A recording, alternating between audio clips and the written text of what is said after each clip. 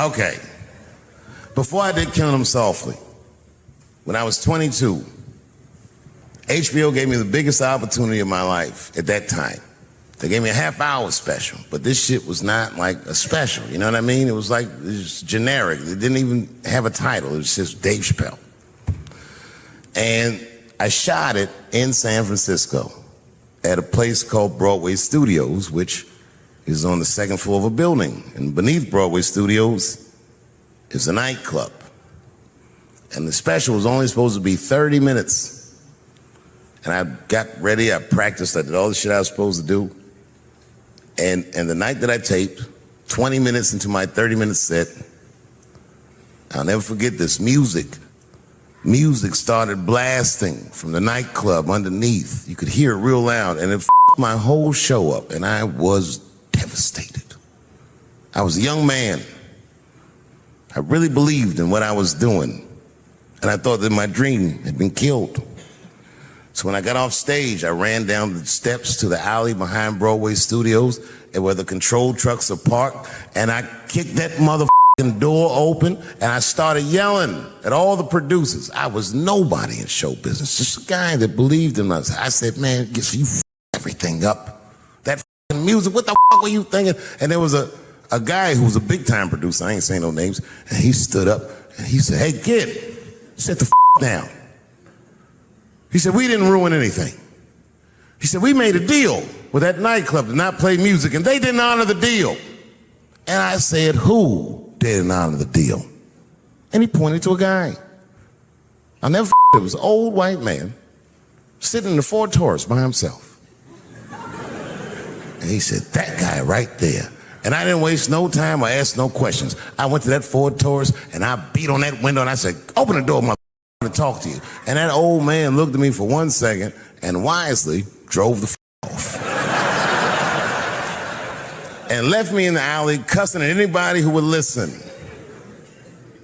And 2 minutes later, literally 120 seconds later, couldn't have been any more than that, the doors of the kitchen in the alley of that nightclub underneath Broadway Studios flung open.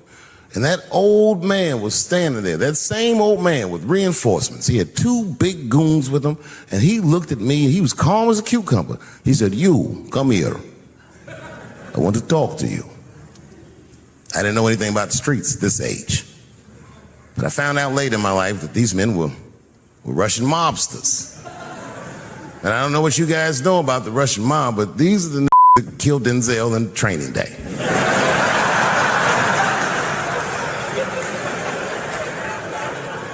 And all the producers knew what I was up against. They said, Dave, do not go in there. And I said, f*** y'all. And I walked right into that kitchen, and they closed the doors behind me, and it got dark as f*** there. And I knew, I'm not dumb, I knew I was in a bad situation. But you have to understand, I believed in what I was doing, and I didn't give a f***. Just kept cussing at these motherfuckers, telling them how they ruined my life. And that old man couldn't believe that I was talking all this shit. And as soon as I took a breath, he stopped me gently. He said, hey, kid, listen. Your friends lied to you. He said, we made a deal, but your friends never paid me. And when he said that, I realized I was in the kitchen.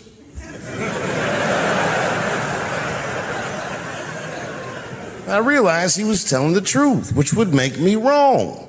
And the very moment that I realized I was wrong, for the first time, I was afraid.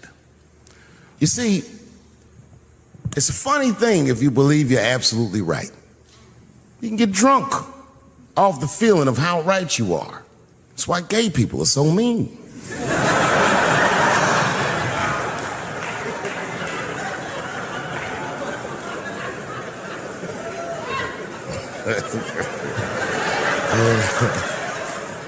But I didn't buckle.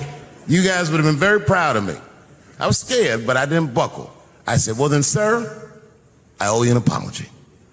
But I believe that no matter what reason that music was playing, it ruined my life. And that old man looked at me with sympathy in his eyes.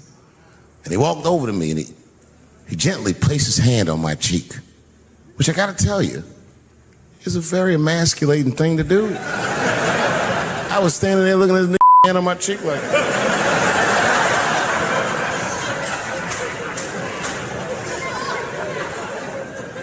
and he said, "You are a real man." And he tapped me on my cheek. Real soft. Just like that. The doors opened back up. The light from the alley flooded into the kitchen. And I just walked out alive. I lived to fight another day. And in that moment, I learned one of the most valuable lessons of my life, and I have to share it with you. And that lesson is this. In your life, in any given moment, the strongest dream in that moment wins that moment. I am a very powerful dreamer.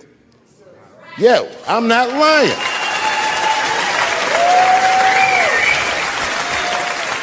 I dreamed tonight, this very night, as a 14-year-old boy, and I am living it as a 50-year-old man. My dreams are very strong.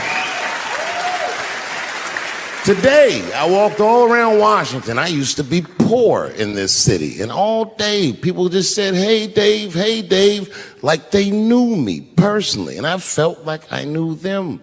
And I say to myself, my God, Dave, what a powerful dream. But then sometimes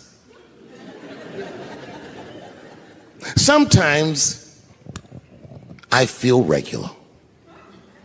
Feel like myself. Maybe I'll smoke some weed and be in some nightclub and feel shy.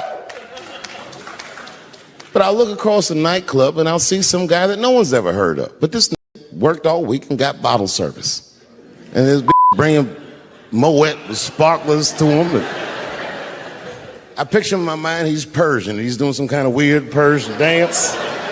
And he got 6 bitches at his table because he got so much liquor. And they all call him saying, go Cena, go Cena. And I'll be looking across the room like, oh my God, I'm in that guy's dream.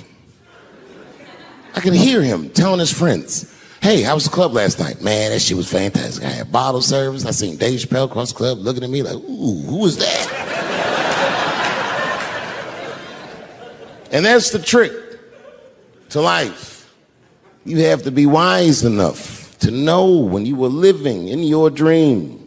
And you have to be humble enough to accept when you're in someone else's. It's why I don't judge between Will Smith and Chris Rock. Because you guys look at them as big ideas, but I look at them as fellow dreamers. I can't judge between them because I see myself in both of them. I am Will Smith. I am the man that cannot take it anymore and will slap the shit out of the next person that says a crossword to me or somebody that I love. And I am Chris Rock. I am the man that can get slapped in front of the whole world and keep my composure so I don't fuck anything up. That is what men do. Men make boundaries. Men enforce boundaries, and men test boundaries. And no man tests more boundaries than a trans man.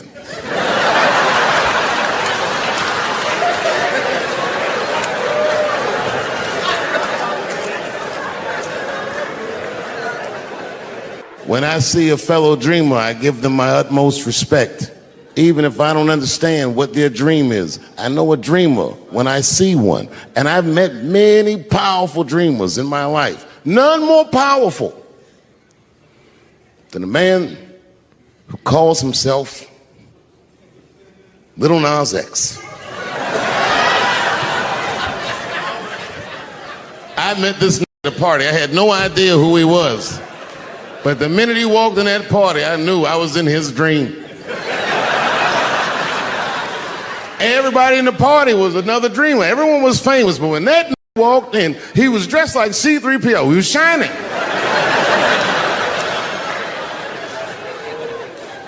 And everyone was like, oh my God, there he is. That's Little Nas X. I didn't know who he was. And for some reason, out of all them dreamers, he walked right up to me.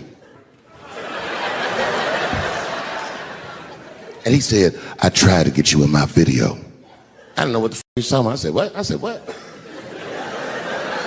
What video? And he just looked at me like, you know what video, and walked away. And I watched him walk away. I said, man, this nigga having a very powerful dream.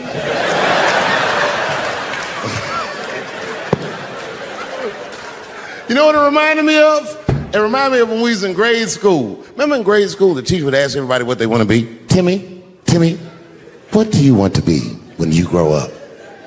And Timmy acted like he had an idea. He'd stand up, he'd say, I want to be a fireman.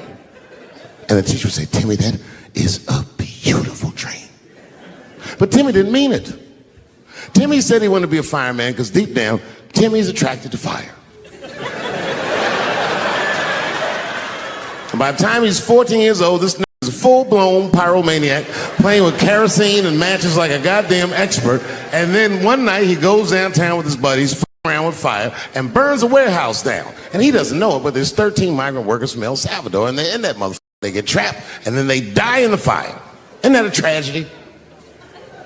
It was an accident. He's only 14 years old, but he's black. So they try him as an adult. And Timmy ends up spending the rest of his life in jail. Dream deferred. Burp, burp.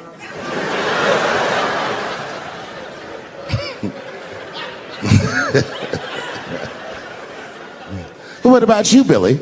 Billy, what do you want to be when you grow up? And Billy stands up and he says, I want to be president of the United States. And the teacher says, oh my God, Billy, that is a wonderful dream. And Billy means that shit. Billy does everything right. That motherfucker gets his grades up. He joins student government. He even does extracurricular activities like show choir just to make his resume look good. He's on track to be president, but junior year he wipes.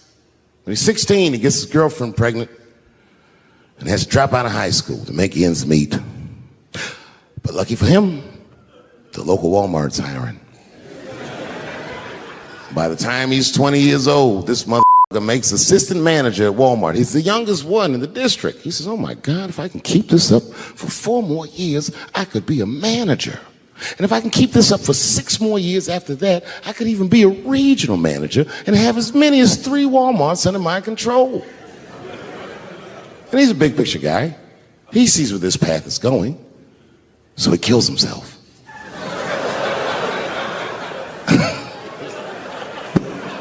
Burp, burp.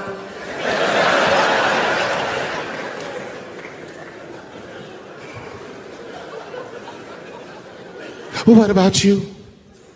What do you want to be when you grow up? I don't want to say, because I don't want the other kids to laugh at me. Who cares if they laugh? Your dream is yours. Own your dream so they can come true. Say it loud and proud. What do you want to be when you grow up? Little Nas. And that stood up in front of the whole class. I want to be the gayest that ever lived. I want to do a music video and slide down a stripper pole all the way to the depths of hell and suck the devil's dick at 10 o'clock on BET while all the kids are awake and can see me. Shockingly, that was the only dream that worked out.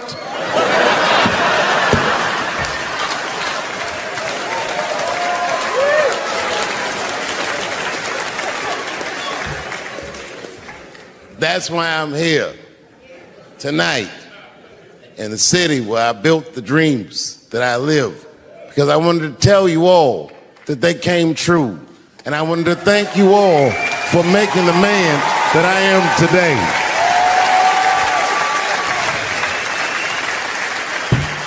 Yes, I am living a very powerful dream.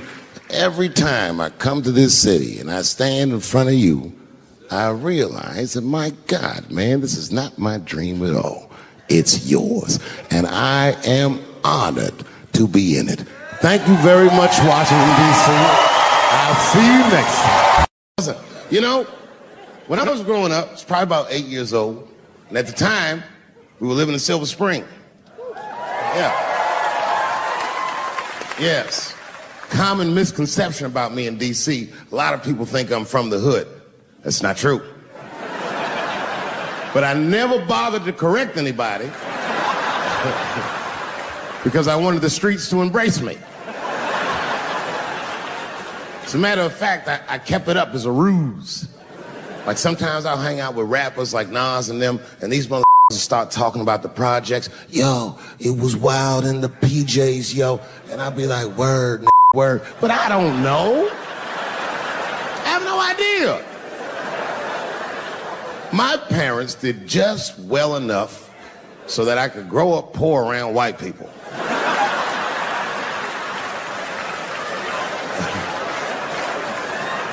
And to be honest, when Nas and them talk about the projects, I used to get jealous because it sounded fun. Everybody in the projects was poor, and that's fair. But if you were poor in Silver Spring, it felt like it was only happening to you. I know the pain of that first sleepover at a white friend's house. And you come back home on Sunday and just look at your parents like, y'all need to step your game up. Everything in Timmy's house works. Remember the first time you saw that? In a cold winter, and you'd be at a white friend's house and see the motherfuckers in their living room without their coats on?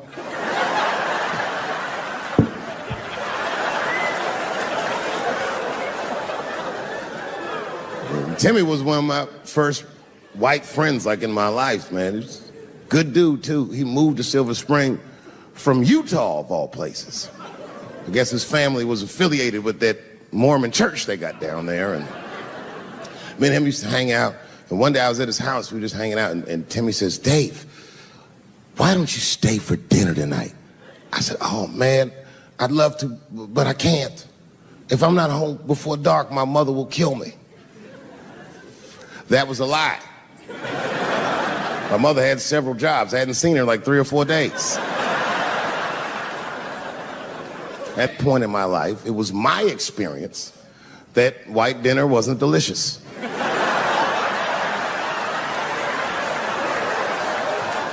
I'd rather go home and fry some bologna or some shit like that.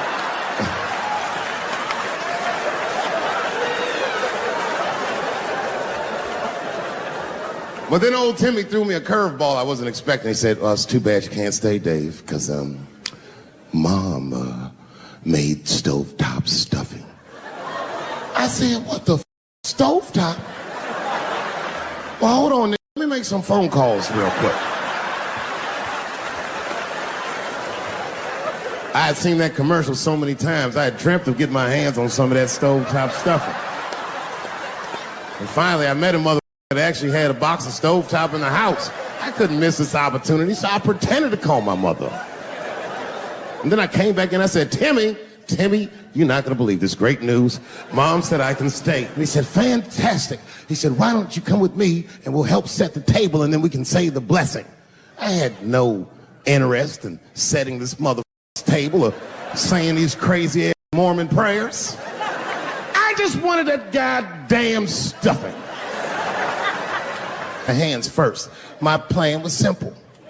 Wash my hands slowly, and by the time I'm done, the table will be set, the blessing will be said, and all that there will be left to do is eat. Went to the bathroom. I washed my hands very slowly. I must have been in there for about 10 minutes. And suddenly, one of his mothers came to the door.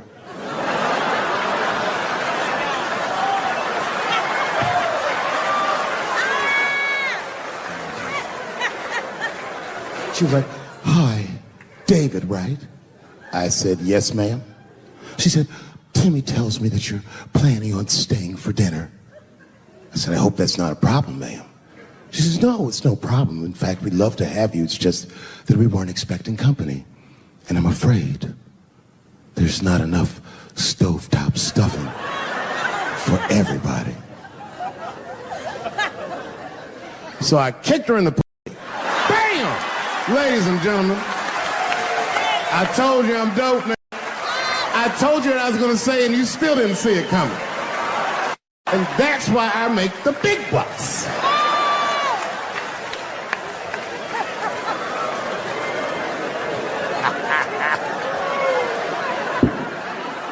Oh, my God. But there's a more important reason that I would stop doing comedy right now. And this reason is the real reason that's been percolating, and it really is the crowd, not you. I'm talking about the crowd on the big stage. It's too hard to entertain a country whose ears are so brittle. Motherfuckers are so sensitive, the whole country is turned into b******s.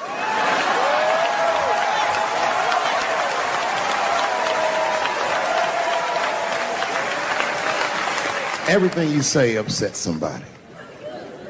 You know, I can remember when it all started. It was when I was doing Chappelle Show. When I was doing Chappelle Show, I used to do the show, and then on the weekends I do like concerts and shit like that. So I'm doing a concert, and there was a couple in the front row, beautiful couple. The wife was obviously Asian. You could see it in her face.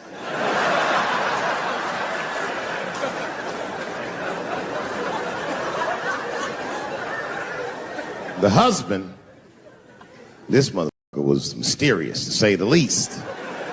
Couldn't quite pinpoint where he was from. Caramel-colored fella, very nice hair, but he could have been from anywhere. Bangladesh, Mexico. I can't guess with a name like this.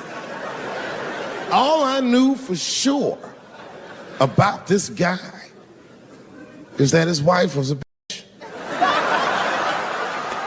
I could see that in her face, too. No, he was laughing and having a good time, and she was scowling at me at a goddamn comedy show. I couldn't figure it out. And then I realized at some point that she was pregnant, and I was smoking on stage. I said, oh my God, that's probably why she's mad. So I started to put my cigarette out, but then she hit me with one of them fake non-smoker calls. So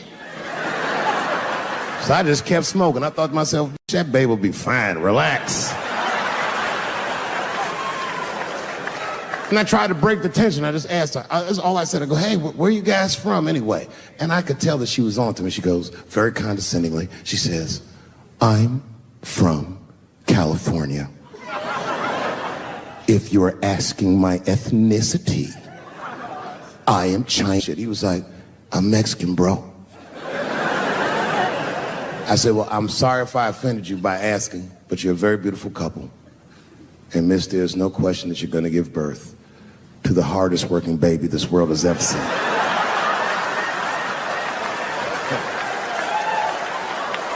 That's not a bad joke. She got very upset. She got up to leave immediately, but she didn't just leave. She had to take one last dig at me on the way out. I will never buy one of your fucking DVDs again, Dave Chappelle. I said, ma'am, with all due respect, Chinese people don't buy DVDs.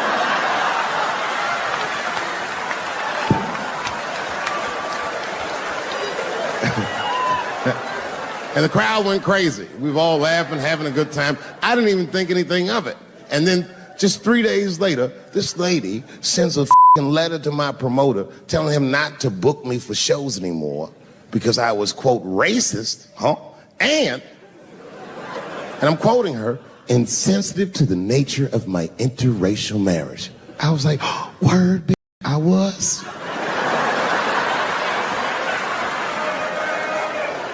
If she would know that I myself am in an interracial marriage.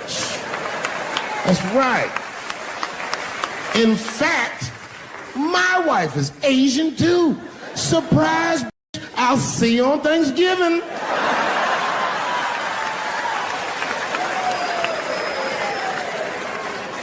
But my wife's not Chinese.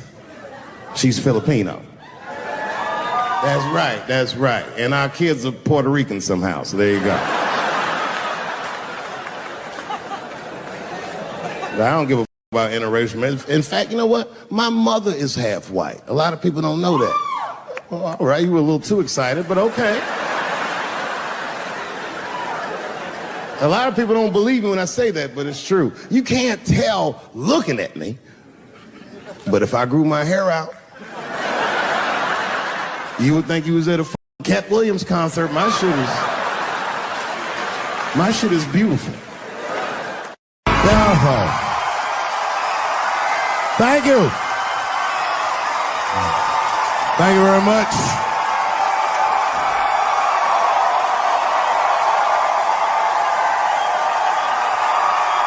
Thank you. What's going on? Good to see everybody out here tonight. Thank you. Hey, have a seat. Everybody be comfortable and relax. Oh my gosh, good to be back in Austin, Texas. It's good to know that plaid is back in. Most of the dudes I meet around these parts are dressed like a dyke in New York, so I'm glad to see that.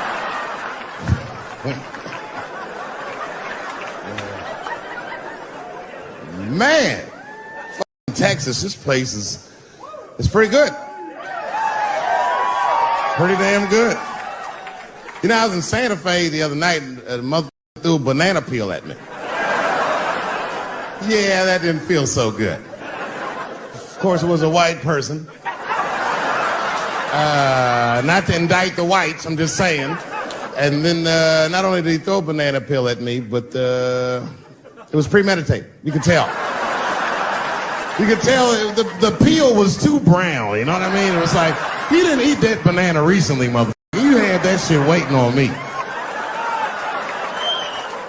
And the whole crowd was white, so it just got instantly creepy, and everyone looked like they were looking at 12 Years a Slave or something. They were always like,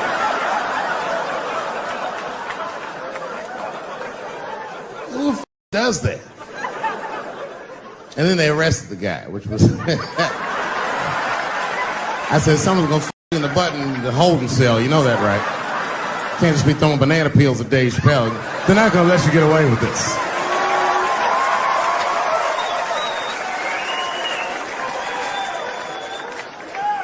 And the press called me up like, do you have a statement? A statement?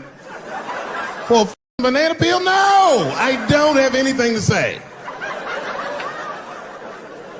This guy was like famous for throwing a banana peel at me.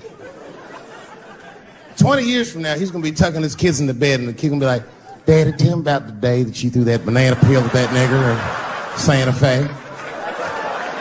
Boy, I'll tell you what, that black mother saw his name on the marquee about a week before. I said, man, if I could just get close enough to meet him, throw a banana on that nigger and show him how. Banana gate. I didn't even want to press charges. You know, this has happened to me before. No, sir, it's not a banana. I live in Ohio, right? So this is like a few winters ago. Oh, I didn't know you would ever clap for that. Well, all right. That's the first time that shit's ever happened. Ohio! Anyway, I live amongst the whites. Small town in Ohio. And it was wintertime, and it had snowed recently, so there were huge snowdrifts on the street. I was walking with my sister. Now, my sister was dressed in all Muslim garb, as were her children. And I was dressed as Dave Chappelle. And we were walking and just talking about something, and a car sped around the corner, and the window came down, and somebody threw a snowball and hit me right in my shoulder. I didn't know what was going on. Why was this happening? Because I'm black? Because she's Muslim? Because I'm Dave Chappelle? I couldn't tell. But again, I knew it was premeditated. Because who the f has a snowball in a warm car? Way through, lady. Because he went around the corner and got stopped at the red light. He was caught in the traffic. So then I ran out into the street and I just tapped on his window. Hey, my man, can I just talk to you guys for a second? Come on out for a second. I just want to talk to you. There's 4 young white dudes in the car. They're like, just chill, bro. I said, relax. I just want to talk. Now, this is an old black trick. Really, I didn't want to talk. I was going to f him up. So, if you're ever caught in traffic and a black guy starts saying he just want to talk to you, don't open the door, nigga. And even if he's me, smiling at you.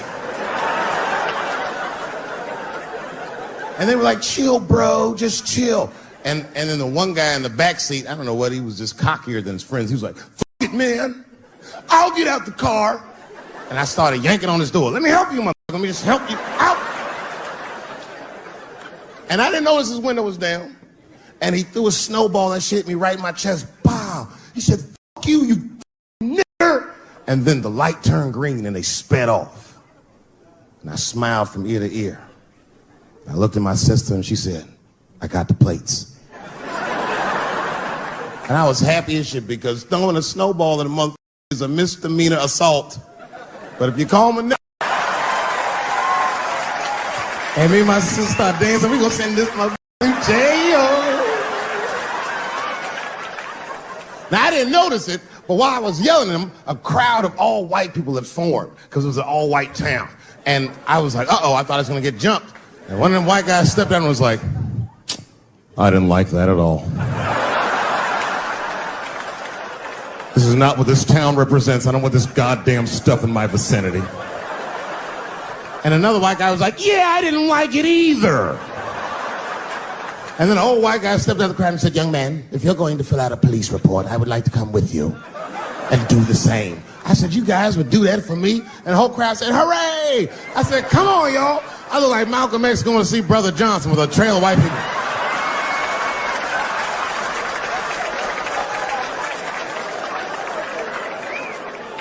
Unreal. Hour later, we was all just sitting in the police station, and the police came in and like, well, Mr. Chappelle, 16 identical police reports. We ran the tags, 2 young men that had their mother's car. We have all 4 suspects in holding. Their mother is here. It's up to you.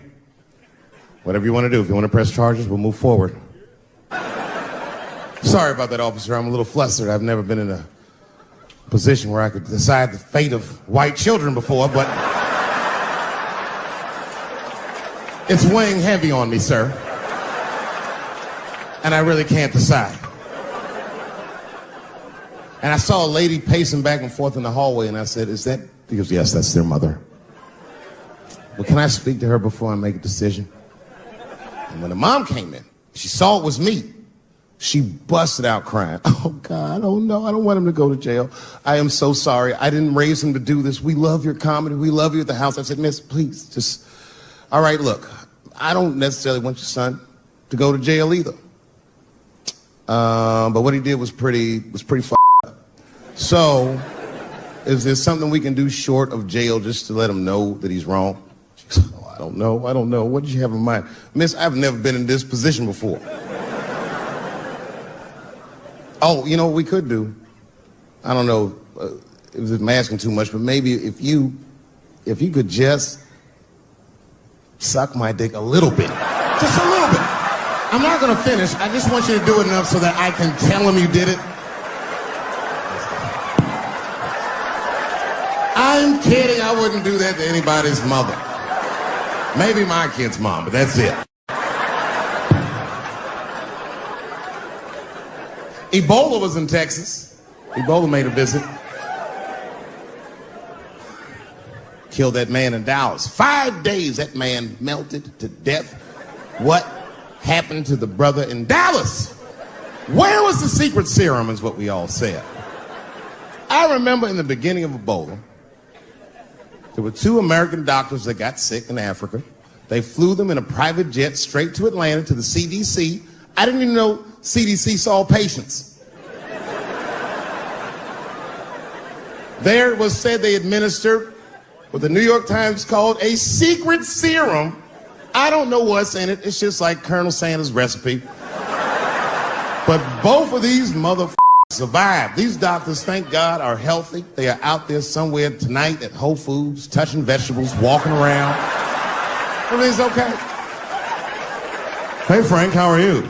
Oh, you didn't hear? I had Ebola last week, but I'm doing all right now. I was bleeding out of my eyes and anus, so I got concerned, but I'm okay. What happened to the brother in Dallas? They just rubbed some Vicks on that nigga.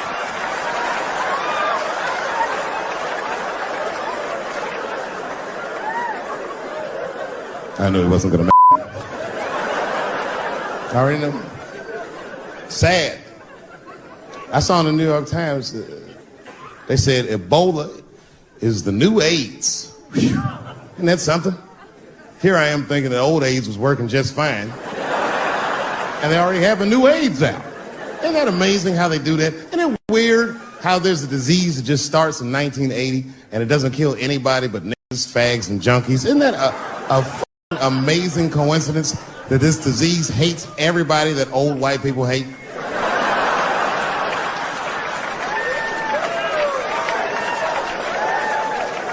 I think either God is white or the government hid that shit in disco balls.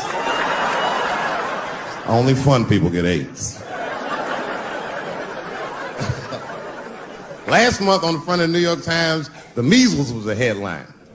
I had to check the date of the paper. I was like, measles, what is this, 1850? What the f*** is this? Why is measles in the news? Turns out they were trying to decide if mandatory vaccinations for children is the way we all want to go. Any thoughts? I'm sorry, ladies and gentlemen, I don't know. I don't know about this one. First of all, black people generally don't trust doctors. After the Tuskegee experiments and all that shit. More importantly, don't forget Michael Jackson was killed by a doctor. Granted, he was doing drugs, but if I was a heroin addict and I had a licensed physician injecting heroin in me, I should survive that. I'd just be looking like, oh, I'm good, right? I'm good? It's not too much, is it? Dr. Butterfingers killed Michael Jackson. After that, I was like, going to the doctor. I'll get my kids vaccinated for an old-ass disease like measles. This is ridiculous. You might as well give them a diarrhea shot if you're so worried. Diarrhea has a bigger body count than the measles do. Diarrhea is funny today, but 100 years ago, if your ass had diarrhea, you were a goner. There was like a 0 chance of survival. You get that first squirt, uh-oh. Better start getting my affairs in order. I don't have much time. It's diarrhea. It's very serious. You just watch your buddy slowly die in a pool of his own shit. I give up diarrhea. Nowadays, your buddy just be like, oh, well, you got diarrhea? Just eat a banana, nigga, drink some water, let's get to the club. Still make last call. Tough time for the blacks.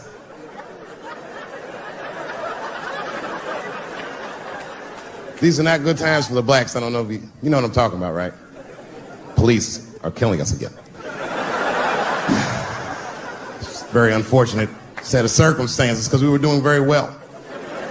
America has a racial hot seat. I think we can all agree that that's the truth.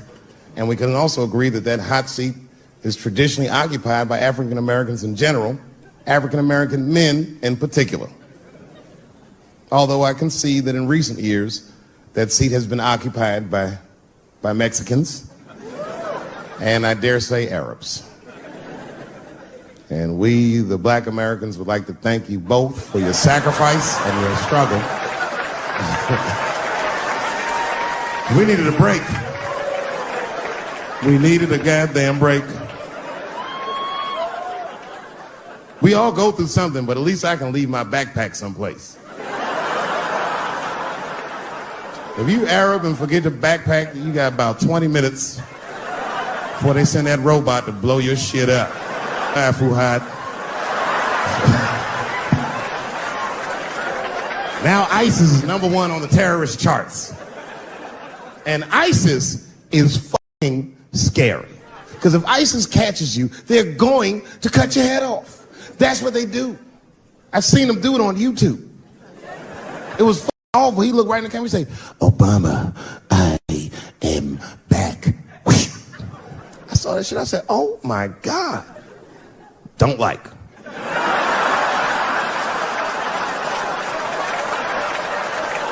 How's this guy cutting people's heads off on YouTube? I can't even post a dick pic, and this motherfucker is decapitating people.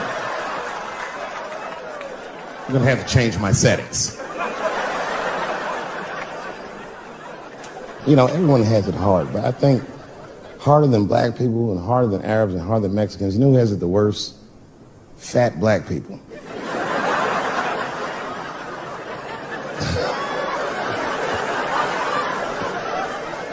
It's hard for white people to understand, but that's what I'm saying is very true. Fat black people have a really rough road because all manner of things kill white people. But you know what kills more black people than anything, more than police and terrorism? Salt, nigga. Regular. Here, white people are getting Ebola cures and shit, and meanwhile, I'm dying from flavoring.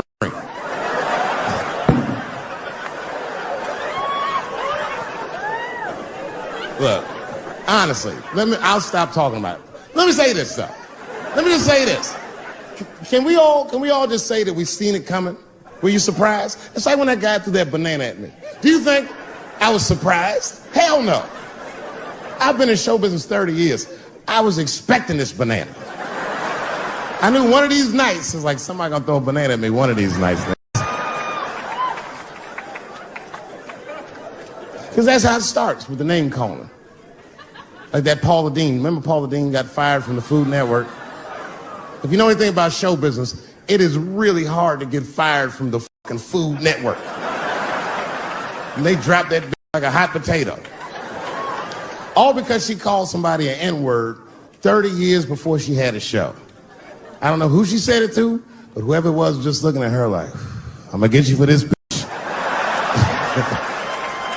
That shit came back 30 years later like a Bill Cosby rape and sunk a battleship.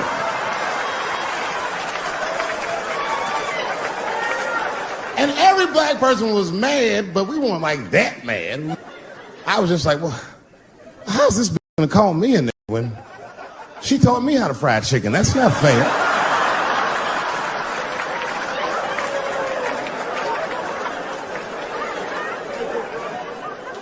I think Donald Sterling shit was more serious. Remember Donald Sterling? He used to own the Clippers, and then he got caught on a secretly recorded tape saying some very unsavory things about African Americans. And there's a lesson in that for all of us. The lesson is, if you are old and white and racist in this great country, whatever you do, don't tell your black girlfriend about that shit, because that's who made the tape. She recorded all that shit, and the tape was terrible. He was like, stop bringing these black guys to my games. First, we're all confused, like, well, how the f*** don't have a game without us? But it turned out that the black guy he was speaking of was none other than Magic Johnson, the billionaire. Unbelievable. Never even mentioned the fact that he had AIDS, which is... This guy must be really racist if AIDS is the footnote. You gotta be careful, baby. He got the old Ebola.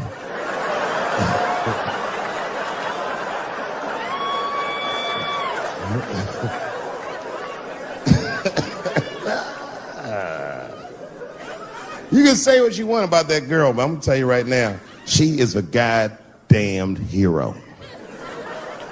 Because you might have thought these things were happening before, but now you can see it all in front of you without a shadow of a doubt. That shit actually went down. She sucked that old guy's dick. She really took one for the team on that one. It's really gross. This dick is like 80 years old. It's like tasting history. Like 5 wars on it, civil rights movement, the Great Depression. This guy's been from 40 years before Bill Cosby's first rape. This is a very old man. A very old penis. But all that shit is still, it's just name calling. Like, name calling does not break the modern black man. That's not gonna do the trick.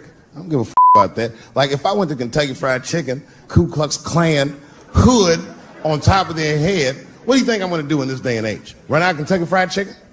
Not if I'm hungry. I'll go straight to the front. Hey, man, let me get a 2-piece. I don't give a f what he says. You want a biscuit with that, n***? I thought it came with a biscuit. What's all this attitude? I want a 2-piece. Chop, chop. You know what it is. But I'm not going to be mad. Why would I be mad? He's the one that's got to work at Kentucky Fried Chicken, not me.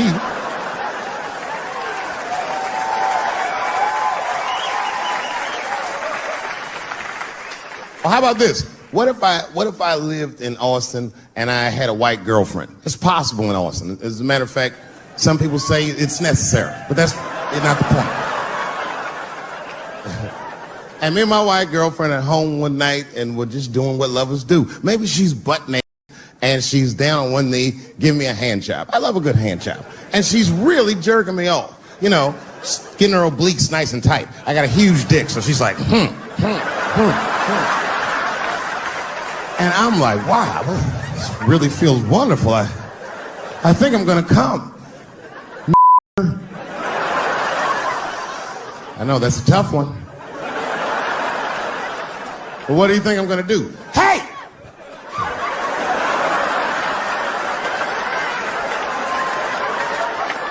That's no time for integrity, ladies and gentlemen. I'm busting that nut in her face. I'll sort through the ethics later. But I'm what they call a man of his word. If I say I'm coming, I'm coming. I don't give a f*** what happens. God forbid somebody could shoot me. If I say I'm coming, it's still like, oh.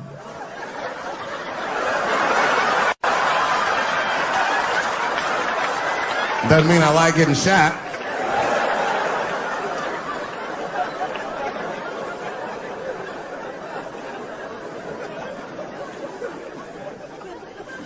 Boy. Yeah, tough time for the blacks. I'm not gonna say nothing about the police. I'll leave that for Chris Rock.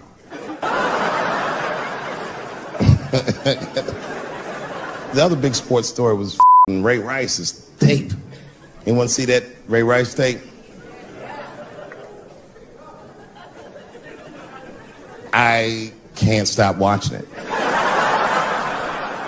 It's f***ing awful. It's the most violent thing I've seen happen to a woman that was shot in color.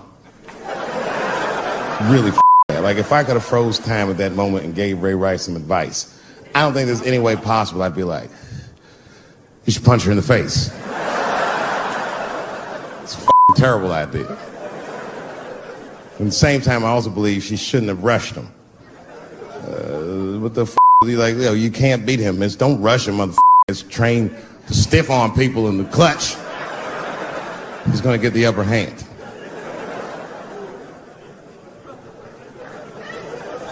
Only reason I bring him up is because, he's about to play football again. You didn't know that? The NFL was told by a federal judge they had to reinstate Ray Rice because he was transparent with their investigation. He told them exactly what he did, and they can't just change your writ. That's like if I'm hanging out with my buddies and I'm like, hey guys, guess what I did last night? I f***ed this big fat girl I met at the club. And they're all like, oh shit, Dave, that's crazy. And then they see a tape of me doing it, and they're like,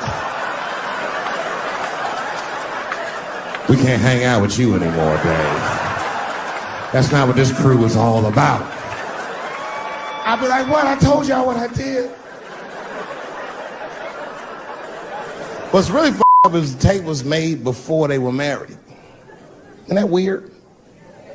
I don't know why she'd do that. I don't even know why he would do that. As a guy, would you want to live with a woman that you had once punched in the face with all your strength?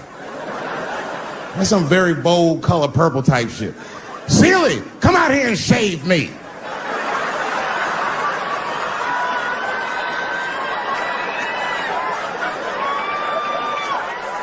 You out of your f***ing mind?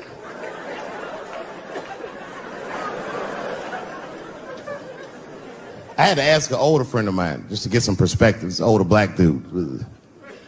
Actually, the fairest person I've ever met. And I asked him, I just said, hey man, I said, did you see that Ray Rice video? And instantly he was like, David, that shit was disgusting.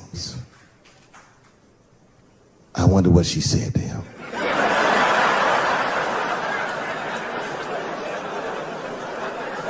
I don't think that matters. I think the idea is you're not supposed to punch her in the face. My wife says terrible shit to me. My wife once called me a pussy in front of dinner guests. I know, I started to get mad, but then I was like, fuck it, she's probably right. I am a pussy, I admit it. I'm soft and warm and persuasive, Like a real pussy. Right. And then I told her, I said, and if you don't take care of me properly, I might stink. Like your pussy. Oh, we fight dirty at the Chappelle household. It's not a big deal. No. If you want to get to the bottom of a matter of the heart, what you're supposed to do is ask a woman. Now, actually, there's two women that I know. They're both college professors in this little area I live in. And I meet them twice a week at Starbucks for coffee. Talk about important shit. And I asked the girls, who's Ray Rice? After he punched her in the face with all his strength. And one of my girlfriends said, David, you need to wake the fuck up. She's staying for the money. Well, now, wait a minute, because my other girlfriend was like, I disagree. I think that she actually loves him. And I said, wait a minute, ladies, you know what? I think that you're both right. And what I was doing when I said that was preserving the possibility of a threesome with these bitches. I've been chipping away at this one cup of coffee at a time for like 4 years. I was gonna throw all that hard work away over some Ray Rice shit. I don't care that much.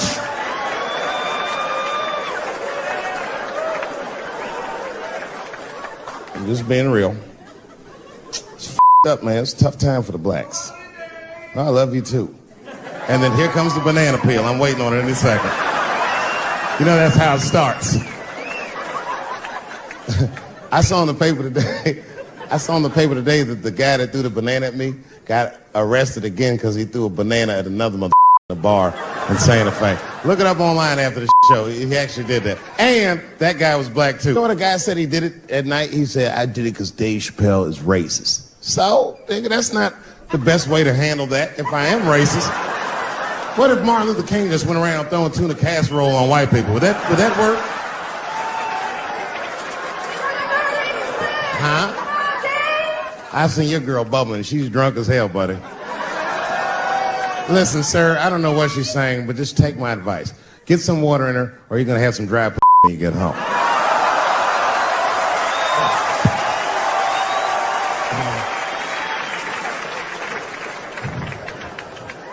His dick's going to be shaved the up tomorrow. Santa Maria. Who got a cigarette in here? Anyone got a cigarette I can borrow? Yeah, you fella. Yeah, please. Well, let me see this. This is a Marlboro menthol. This could have been anybody. If it was a Newport, I'd be like a black dude threw that up. But a Marlboro menthol, that's one of them riddles.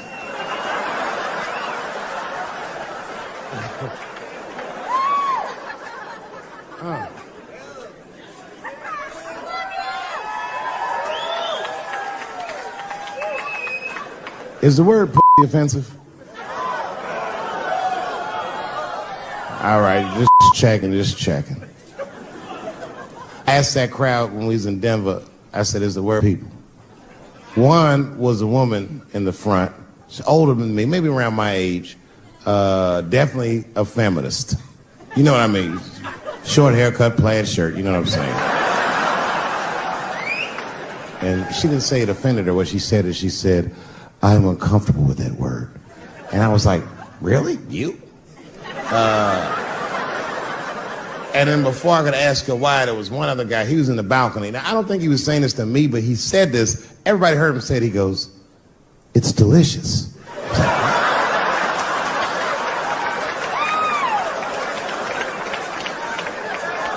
I don't think I've ever heard called delicious before in my life.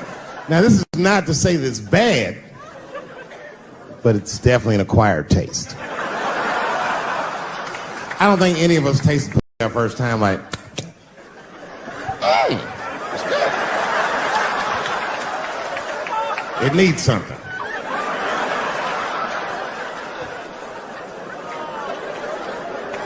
You know, it's illegal for a gynecologist to say the word.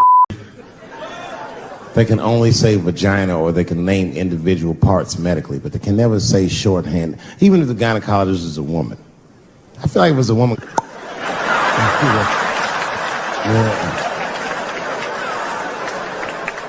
I don't think men should be allowed to be gynecologists. That shit is a conflict of interest. Even when my wife was pregnant, we used to go to the gynecologist. And he'd put her legs up in that stirrup like this. He'd be like, all right, Miss Chappelle, just try to relax. I push it back up, motherfucker, I got this. Just tell me what to look for.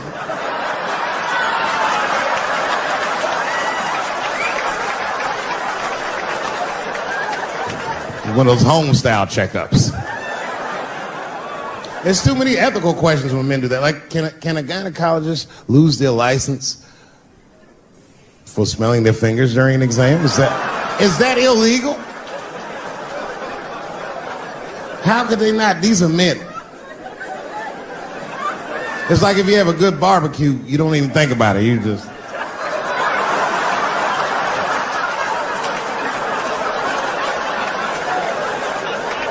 The word is only offensive if you're older. People my age and younger, I don't think we dance to that shit. That song come on the radio, say, I beat the pussy up. That's not a song. It's like nothing like a love song. There's no tracks of his tears, no midnight trains to Georgia. This man simply beats the pussy up. Unbelievable. You don't even know if he's having sex with these women. They might just pull their pants down. He'd be like, "Bah, G-Unit."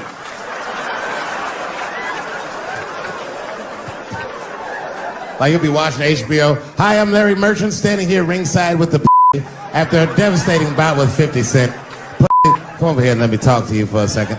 My God, you look terrible. Your lips seem to be swollen. You're bleeding a little bit. Tell me, what happened inside of that ring with 50? I don't know, Larry. I felt really good in the first round. I was ready to fight. It's warm and moist, and I don't know. It just hit me from angles I wasn't expecting. Front, left, backside surprised me the most. Well, let's take a look at round 4. This is where it all went wrong for you. Here you come out of your corner, you fight really good. It looks like you got 50 with a right and a left, but then 50 slips your jab, and there, right there, you see that? He punches you right on that little bean thing you have on the top of your head. I don't know what that is. There's 50 just pounding away at that bean over and over, and that pudding gets rattled around like that. I don't think I was thinking anything, Larry. You know, I'm a real good defensive fighter. It's real hard to get to me. I've never been punched directly on my bean before. As a matter of fact, most fighters don't even know that bean exists. I guess he just hit me there and I lost control of my legs. I don't know what else to tell you. I like when Lil Wayne talks about Lil Wayne used to have that song. He'd say, I got a bitch that plays in movies in my jacuzzi. And it goes like this.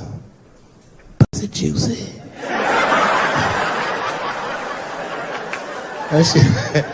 That shit always makes me laugh, because no guy says that, you know what I mean? Only Lil Wayne would say some shit like that. If you was f***ing a girl, she's like, it's just pussy good. And I'm like, it's juicy. It's good. It's juicy.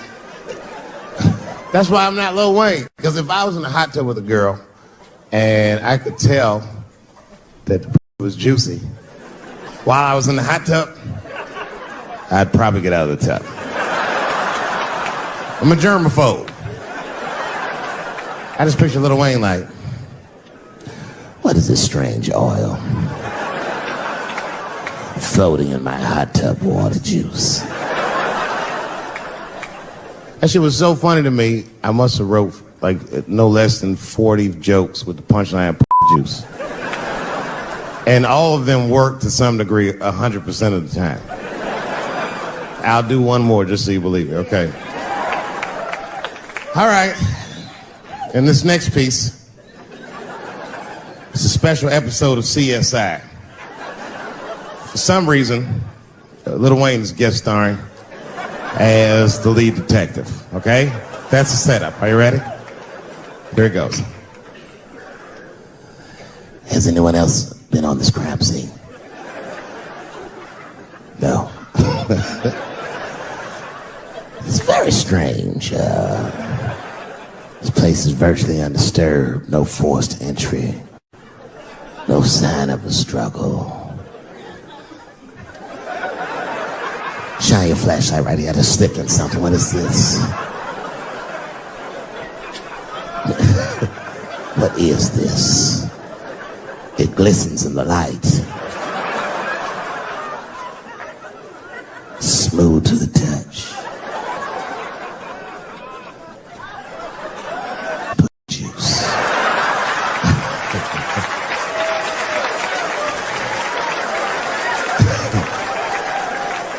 She must have been sitting Indian style.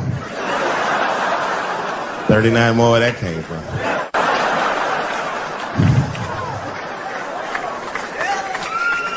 Everybody's mad about something. Recently, I got attacked online by some gay bloggers, and it hurt my feelings.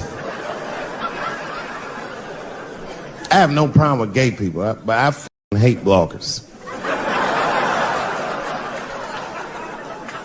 I'm not saying it because this person was gay. They was acting like a bitch online. They was like mischaracterizing my jokes, trying to make a point off of me, when it's really, it's like, yo, I'm your ally, motherfucker. I'm not trying to stop gay people. I got better shit to do.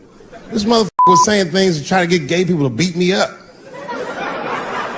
Seriously, he was like, Dave Chappelle's jokes. I don't know how he actually talks. He was making his voice up. David Chappelle's jokes were an affront to the manhood of all gay men. What the f*** does that mean? I didn't say anything that would allude to gay men not being men. I know you men. In fact, what could be manlier than f***ing another guy in the ass? It's the most gangster shit I've ever heard of in my life. I told you I'm not cut out for that. I'm a You know what I said? That's all I said. First of all, I'll tell you right now what I said. And I will tell you that this was not a joke. It's a true story. And I just happened to tell it. All right, what happened was I went to a gallery party. All right? I don't know who in here has ever been rich before, but these are very nice parties. You know, wine and cheese and ball of conversation. And there was a few eccentric types, one of which was a very wealthy man that happened to be wearing a dress. I don't know what you call him, man. This is a tranny or a drag queen, perhaps. Whatever it was definitely a man. And this man was definitely on drugs. I don't know what kind of drugs he's on, but I knew he had too much. He didn't look good. It's like this. He's like, he looked sick. And all his friends were standing around him, concerned, trying to revive him. I don't know whether it looked like some kind of gay CPR. There was fanning and shit.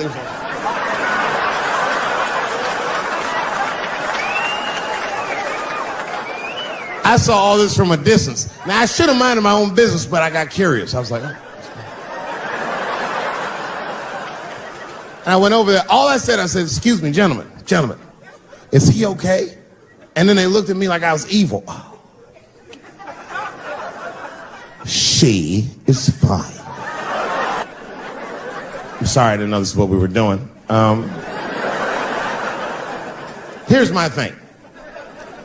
I would support anybody's right to be whoever they feel like they are inside. I'm your ally in that. However, my question is, to what degree do I have to participate in your self-image? Is it fair that I have to change my whole pronoun game up for this motherfucker? Doesn't make sense. Seriously. If I put on an Argyle sweater and I'm like, hey everybody, I feel like a white guy in this sweater and I want some goddamn respect and a bank loan. That's not gonna work.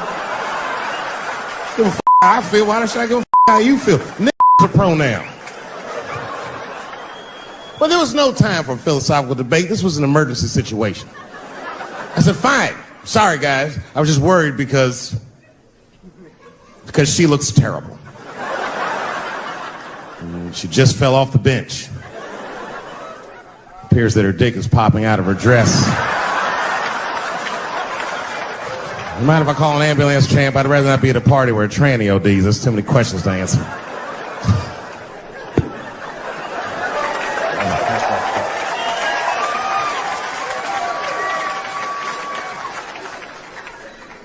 Okay, I've been through this before. I had a friend from high school. Now, in high school, this guy was a thug, right? He was a fucking dope boy. He did it all. He's a wild dude. People used to be very scared of him. And then after high school, word on the street was he'd come out the closet. I personally didn't believe it. I bring him up because last year, he calls me out of the blue like, yo, what's up, man? I got your number from so-and-so, and I heard you're going to be in New York doing a show. Could I get some tickets? I was like, yeah, get some tickets, man. How you been? He said, well, we'll catch up at the show, man. But, yo, I appreciate it. I'll see you soon. I said, all right, man, take care. And I was about to hang up, and I couldn't resist. I was just like, hey, I heard you was gay. What's going on with that?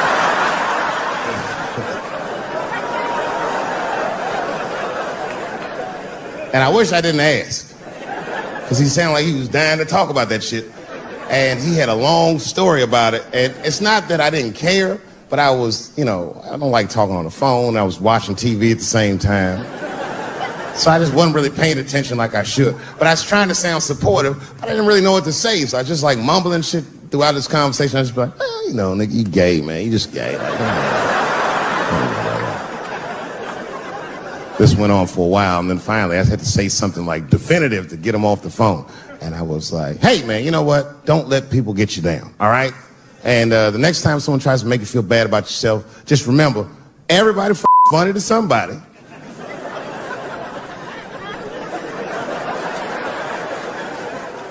He didn't like that shit. He's like, what the does that mean? I said, huh? He said, you saying I'm funny, motherfucker? I said, no, that's not what I'm saying. I'm saying everybody's different. He said, you ain't say different, nigga. You said funny. What's so funny about the way I And I said, hey, man, I feet. He said, what? Oh, this is not a joke, ladies and gentlemen. I get women to squeeze their feet together like this, and I them right in the space in their feet. But you can't build a community behind that shit.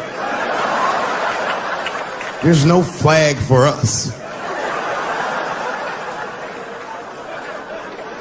That shit made him laugh.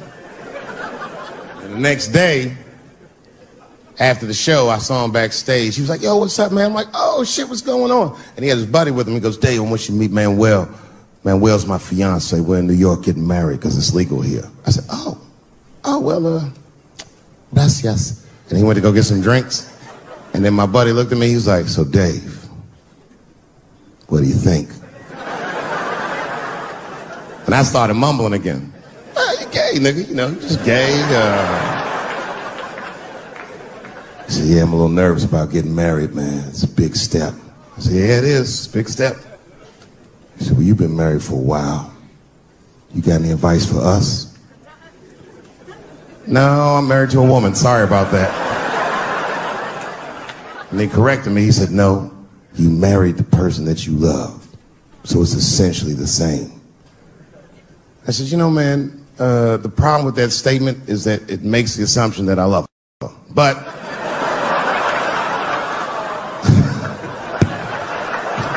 you guys lighten the up. Of course I love my wife. She laughs at this shit. As a matter of fact, she eats and spends this shit. You know what I told him? I told him, I said, you know what you should do, man? First of all, you shouldn't do it. I'm talking about being legally married. It's not that you're gay as much as just legal marriage is a fucking diabolical leverage game in the United States.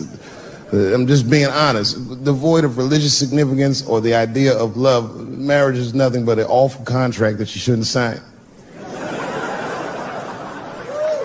I'm just being real. Because you start out loving each other, and then like 2 years later, you're just building a case against one another for a hypothetical court date that may or may not ever happen. You throw being gay on top of that, that shit is explosive. Like I said, Ray Rice shit. Okay, right after Ray Rice went through all that shit, I was at a party and I met this kid, Michael Sams. You know Michael Sams? Very nice guy. He's the first openly gay NFL player. And Mike's a very nice guy, very brave guy. But when I met him, I couldn't help but thinking, his wife in the elevator. Is that domestic violence, or is that just two niggas working shit out in the elevator? You know what I mean?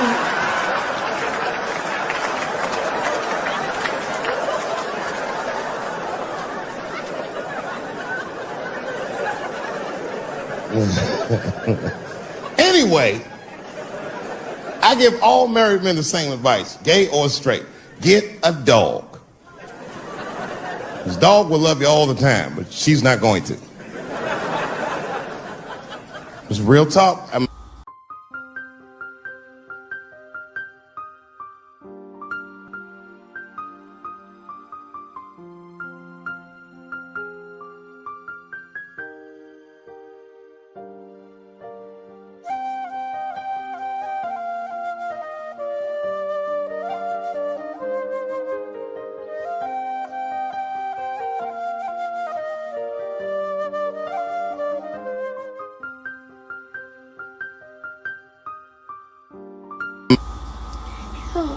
Xin chào tất cả các bạn nha.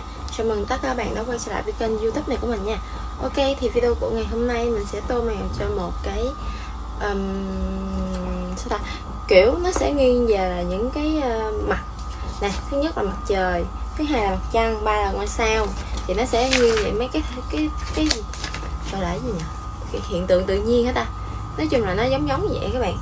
Ok, thì mình thấy nha, đối với mấy cái này là tô rất là dễ tô, cho nên là chỗ này nó tô sao ta, nó tô giống nhau quá à. Kiểu nó sử dụng có một màu thôi, cho nên là mình sẽ tách ra. Ví dụ như cái mặt trời tô có một màu vàng thì có thể là mình sẽ tô hai màu, tại vì viền ngoài và viền trong này. Rồi ok, thì bây giờ mình sẽ bắt đầu mình tô cái viền bên ngoài. Mình sẽ tô viền bên ngoài thôi. Mặt trời thì màu vàng, thì cái viền bên ngoài nó phải có cái màu gì để nó. But I can't say the word faggot. And she said, because, David, you are not gay. I said, well, Renee, I'm not a nigga either.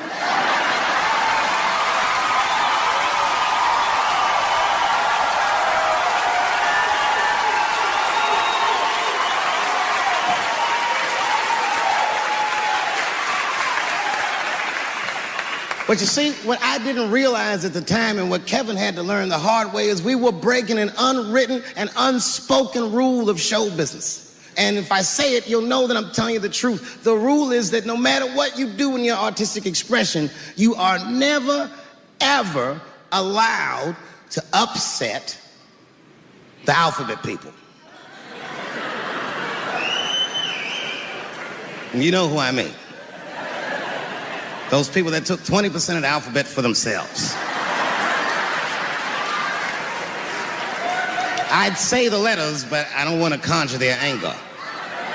That's too late now. I'm talking about them L's and them B's and them G's and the T's.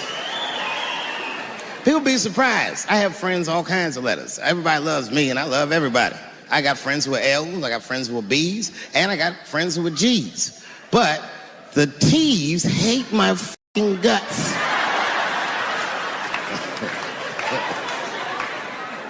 And I don't blame them.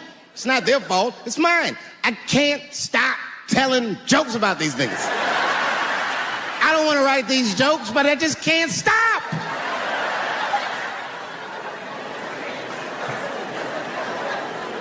You know, you hear all those letters together all the time, LBGT, LBGT, and you think it's just one big movement. It's not. All those letters are their own movement. They just travel in the same car together. And my guess is,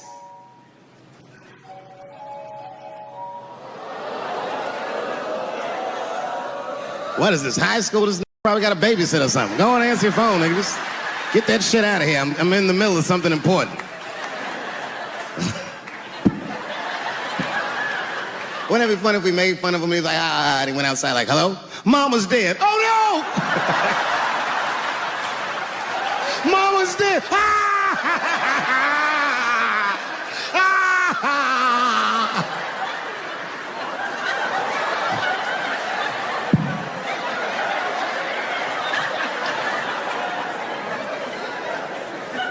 That was a weird timed phone call, wasn't it? It's like his phone is gay.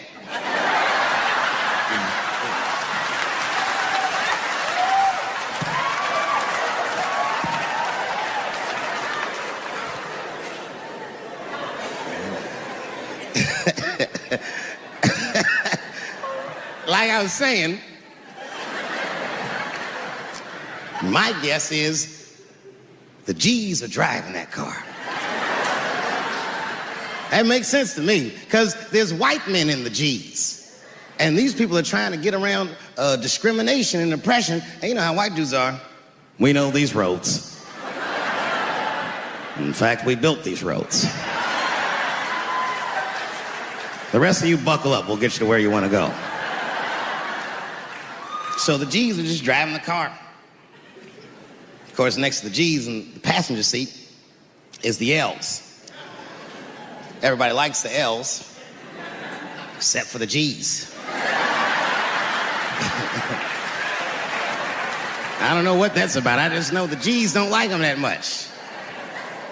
And the G's always say like little subliminal digs on them. It's unnecessary shit. It's not mean, but you know what I mean? They just be like, I wouldn't wear that.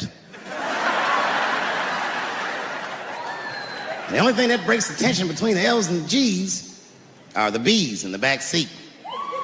That's right, there you go. Everybody scream out when you hear your letter.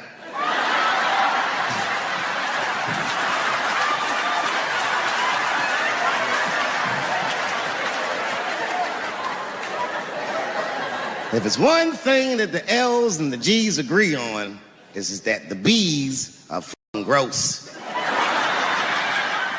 They seem greedy to the L's and the G's, you know what I mean? They're just sitting in the backseat like, yeah, man, I'll f*** anybody in this car. What's going on, man?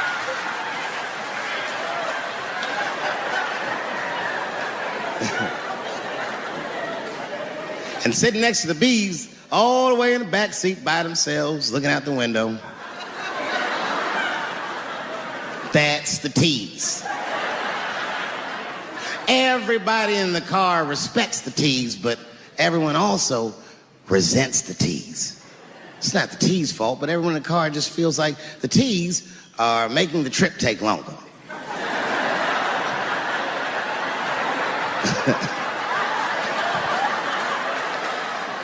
Anything the T's say gets on everybody's nerves. And then the T's don't even say anything bad. They just be in the back talking to themselves. I'm hot. Shut up. Shut the up, okay? Just roll the window down. You, I don't know what you... What?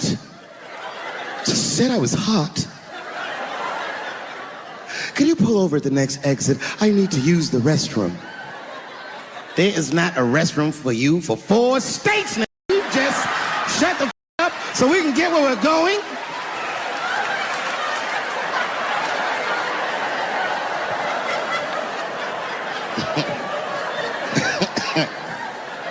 And just when that car can't get any more tense, the Q's are a hitchhiker that they pick up on the road.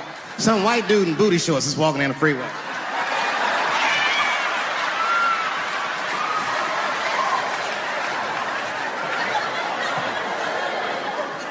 The G's see him.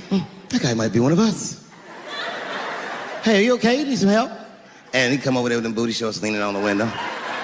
Hey, what's going on, fellas? Lady?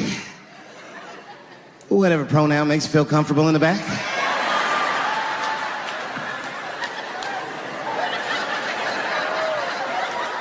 Yeah. I don't really know where I'm going. I don't know if I'm gay or I'm straight or whatever. All I know for sure is that I really want to get in this car.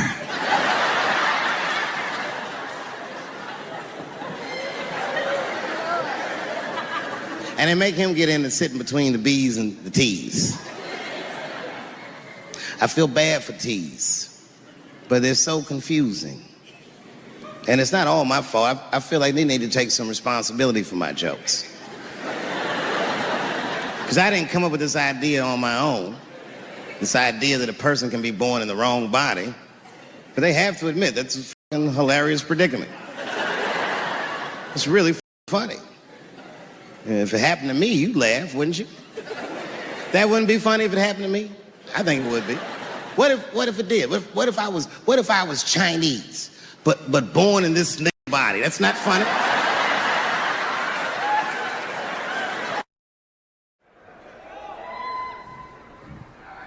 It's been said in the press that I was invited to speak to the transgender employees at Netflix, and I refuse. That is not true. If they had invited me, I would have accepted it, although I am confused about what we are speaking about. I said what I said, and boy, I heard what you said. My God, how could I not? You said you want a safe working environment at Netflix. Well, it seems like I'm the only one that can't go to the office anymore.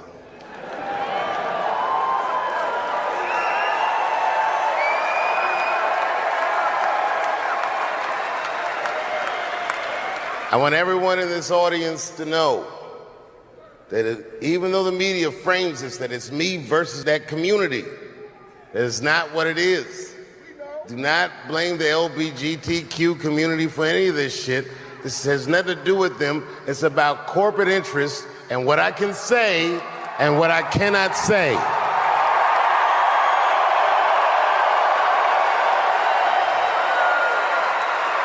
For the record, and I need you to know this, everyone I know from that community has been nothing but loving and supporting. So I don't know what all this nonsense is about. In summer 2020, when the whole world shut down, I was outside doing shows. My neighbor had a cornfield, and he let me throw shows there, and people came from all over the country. Some people came from around the world to see those shows. The best comedians on earth came to my home and broke bread with me, and we lived our lives. We found a way to keep moving forward. I made a whole documentary about it. The first night of those shows was a piece that some of you might have seen. It was called 846, and it dealt with the murder of George Floyd.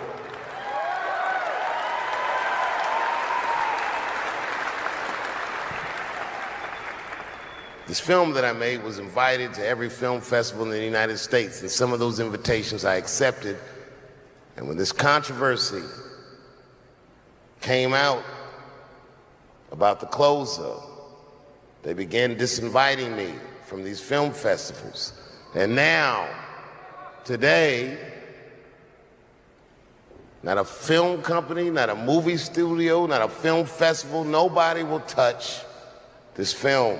Thank God for Ted Sarandos and Netflix. He's the only one that didn't cancel me yet.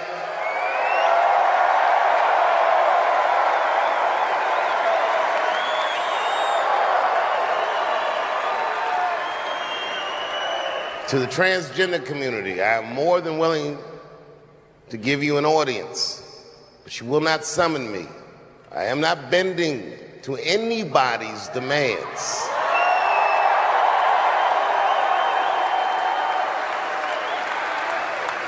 And if you want to meet with me, I'd be more than willing to, but I have some conditions.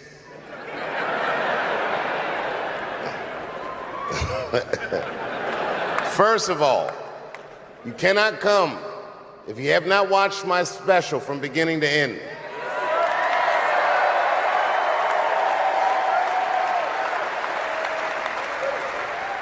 You must come to a place of my choosing and a time of my choosing.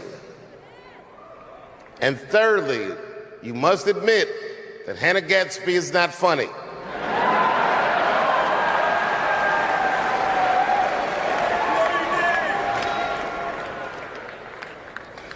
I desperately want people to see this movie, but I understand why investors would be nervous. Since nobody will touch it, I'll tell you what I'll do.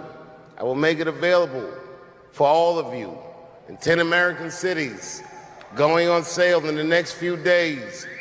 You will be able to see this movie in its entirety, and you can see what they're trying to obstruct you from seeing. And you can judge for yourself, but you cannot have this conversation and exclude my voice from it. That is only fair. You have to answer the question, am I canceled or not? Then let's go. Thank you very much, and good night.